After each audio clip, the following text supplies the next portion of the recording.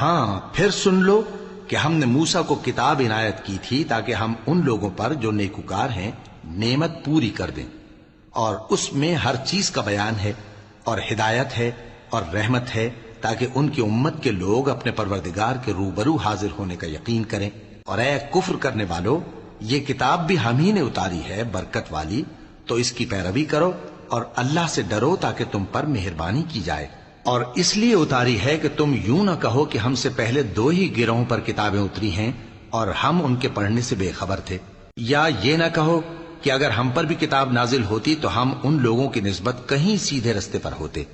سو اب تو تمہارے پاس تمہارے پروردگار کی طرف سے دلیل اور ہدایت اور رحمت آ گئی ہے، تو اس سے بڑھ کر ظالم کون ہوگا جو اللہ کی آیتوں کی تکذیب کرے اور ان سے لوگوں کو پھیرے۔ جو لوگ ہماری آیتوں سے پھیرتے ہیں، اس پھیرنے کے سبب ہم ان کو برے عذاب کی سزا دیں گے۔